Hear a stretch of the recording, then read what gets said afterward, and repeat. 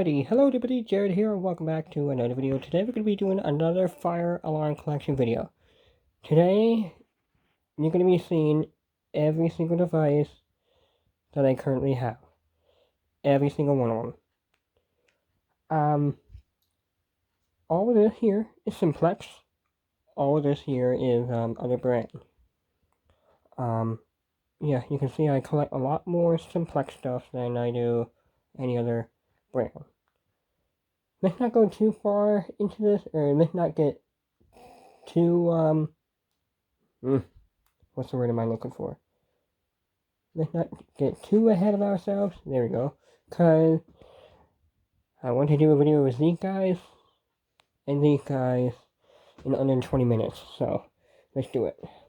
So, Simplex. Simplex, one of my favorite brands of fire alarms. They were in all schools that I went to when I was with the school district that I attended, especially EHS, which is why I am a big Simplex person.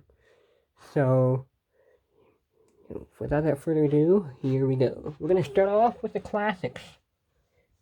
The 2903 and the 4003 strobe plates. We have a 2903 9102 strobe plate with a 938 horn. This does have the potentiometer on the back of it. Right here, I have just a standalone 9838.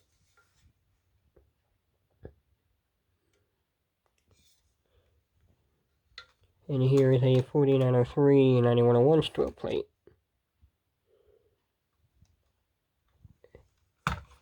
Now, this specific plate, they do come in different variation.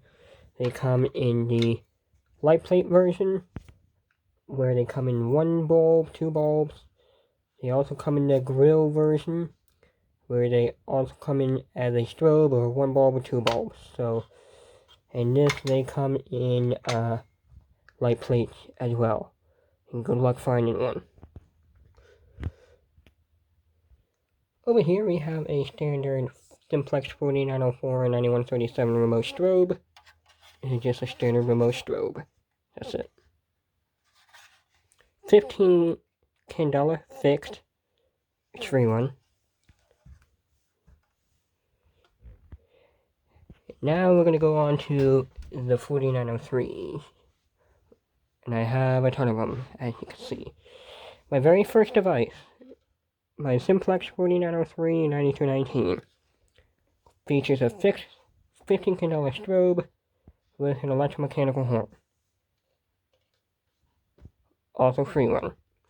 Right here we have a Simplex 4903 9403, and it is a fixed 30 synchronizable or SparSync 4903.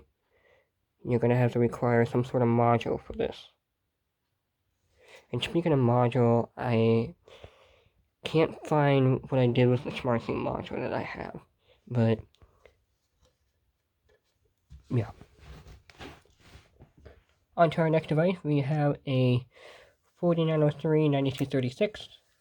This is a fixed 15 candela free one horn strobe. This features an electronic horn. Well, this here, I don't know if I mentioned it or not, features a mechanical horn as well. Right here we have the selectable Simplex 4903 9253, and this is essentially a true alert, from what I understand. Fixed 30, it can run SmartSync and free run. And the reason why they consider it true alerts because they sound like the actual true alerts.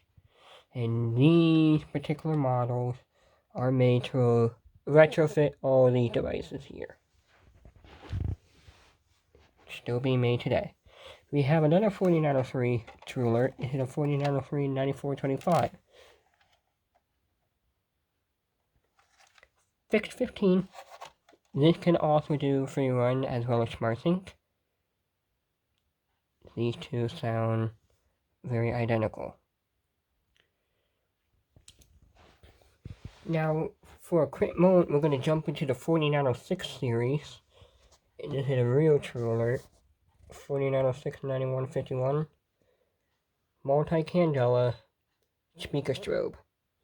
And the skirt is a 4904.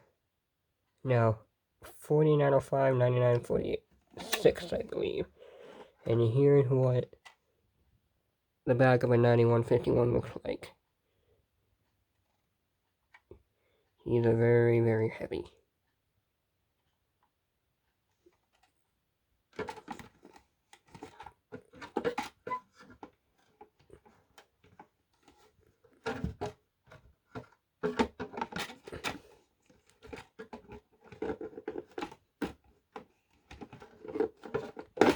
Screw that.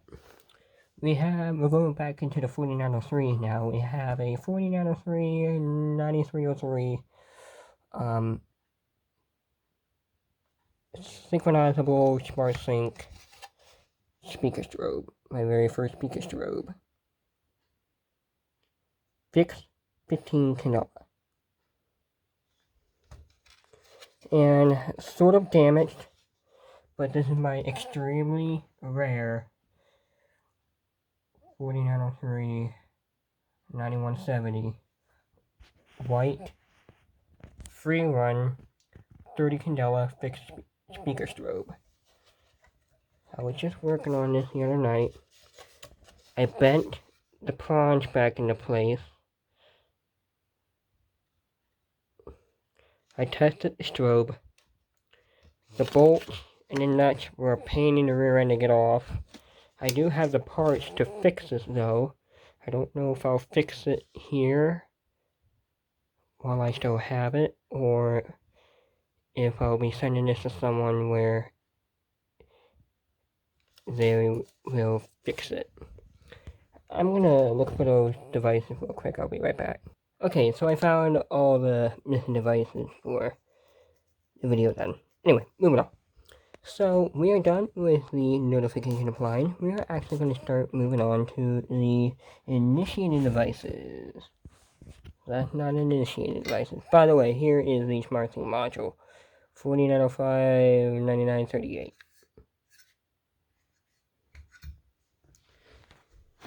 Right here we have this big thing. Actually, this is, if I understand correctly, Couch. A company called Couch made these first, and then a bunch of other companies like Faraday, Simplex is one of them. This is a Simplex branded pull station. But anyway, this is a Simplex coded pull station, and what these do, they have a code motor on the back of them, code reel, and they tap out the code if you pull this. Now, I pull it, but it is so hard for me to pull. And then again, this thing is kind of noisy, so we're not going to pull it. So, right here we have just your standard conventional Simplex 2099 9754. This one has the silver back. So yeah. Right here we have, this isn't rare, this isn't common, but also known as the wiffle ball detector. I love these things. Looks so nice sitting on top of my collection. What's actually weird is that the head is made by Simplex, while the base is made by Hashiki. Even though back in the day, Simplex had a lot of their stuff rebranded by several people. Actually, believe me or not, the horn used in the 9236s, believe me or not, were actually made by a company called Motorola, from what I understand. And the horn here, were made by Faraday. Interesting. Moving on. So, this actually came out of my high school. This is a Simplex duct detector key switch. And they ordered the wrong part, so instead of just returning it, they gave it to me. Works. And we have my very first pole station. This is a Simplex 2099 9756. It has seen better days, but I do plan on restoring it. Here is the back of it. This is a red one.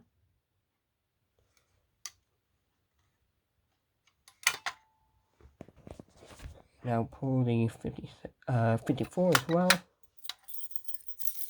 And we will reset that. With not using a Firelight key, we're going to have to use the Simplex key. Although Firelight keys do tend to work with Simplex key.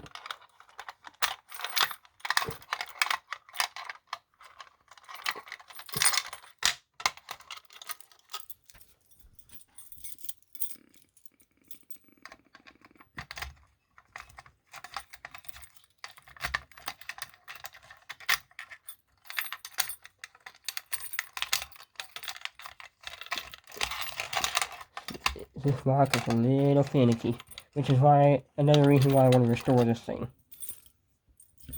So, that's all Simplex. We're going to go over to the non-Simplex stuff. Over here, these guys.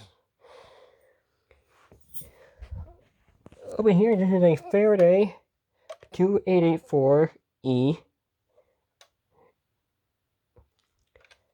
Yeah, you can see how badly damaged the terminals are. This is one device I do plan on getting rid of. We have the Gentex SHG 1575. This is a second generation one, I believe. This one has the reflectors in it as well. It does have the oh my god. This has the march time coding on it. We have a system sensor, 2100 low profile smoke detector. I believe this is a photoelectric detector, while this one back here, that one right there, I think that's ionization. I don't know. Now, speaking of smoke detectors, these are the smoke detectors I took out of my house. Please, when it comes to getting smoke detectors, please, know which ones you're buying. I hate lithium-ion smoke detectors, especially if they're made by Kidda. This is the newest detector that we tried putting in the house about a month ago. I put it up, this thing starts going off the moment I put it on the wall. So, what's bad about these detectors is that you hush them, they go off again. And you can't get them to shut off unless you permanently deactivate them. So, one thing for sure, unless you're 100% wanting to do it, don't go out and buy a lithium-ion 10-year sealed battery smoke detector. That's just my personal opinion. This is the only Kidda detector in the house that I really enjoyed having. This is our old Nighthawk detector I removed last month. This thing, I love this thing. It's old, very old, but works off of a 9-volt battery. And that's the way I think smoke detectors should work off of. I think this is an ionization. Both of the detectors here are photoelectric. So yeah, like I said, know what you're getting yourself into. And speaking of which, I'll show you what we replaced this with real quick.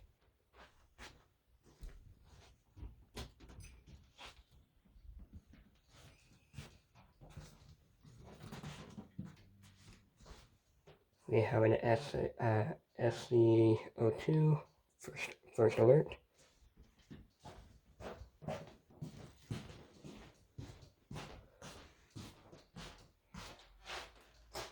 We have an SA303 over there.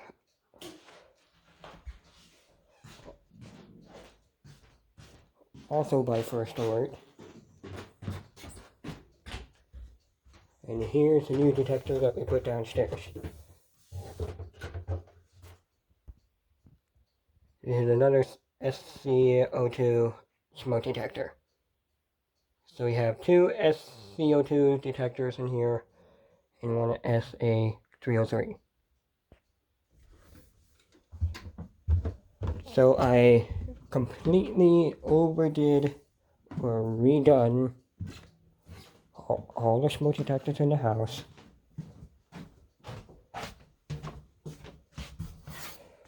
I changed them out from Kidda to first alert.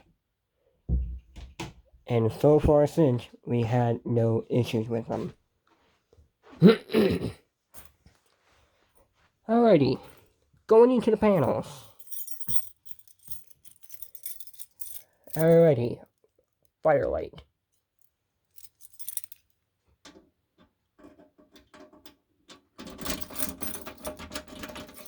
Darn it, put my Simplex key in there.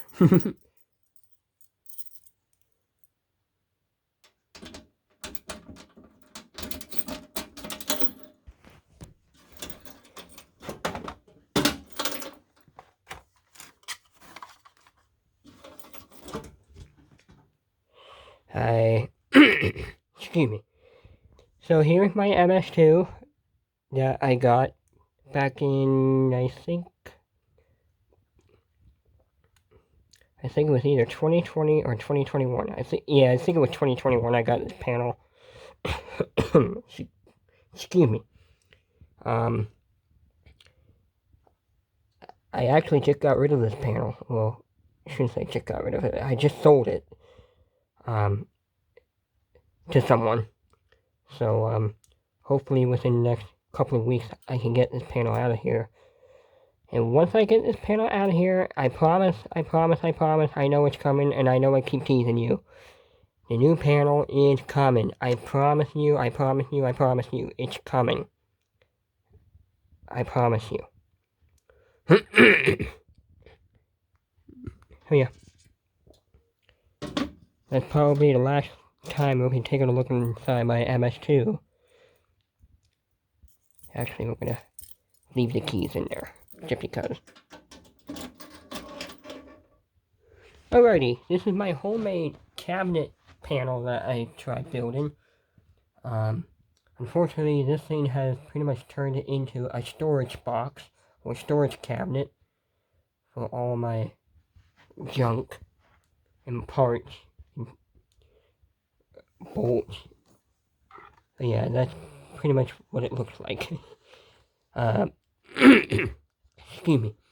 We have some knock resistors in there, jumpers, wires, bolts, nuts, fire alarm parts in there, and you can actually make it out in there. There's actually a mounting bracket from an exit sign, so if anybody needs an exit sign mounting bracket, I don't know what the model of it is. If that interests you, just let me know. I'll see about hooking one up for you. So yeah. Yeah, I think we're pretty much just about done. Actually, nope, not yet. Believe me or not, I almost forgot about this thing here. This is another 4093 9236. This one I got from Simplex Guy. This also replaced my 9219. But with the new panel coming, this wiring may probably be removed. I'll talk about this here in a sec. And I may end up putting a pole station here somewhere. And the panel, I don't know where I'm going to put the panel. And no, it's not going to be on the wall. But yeah, this is a little mini module that my uncle made for me. The way how this works, I still get questions on how this works.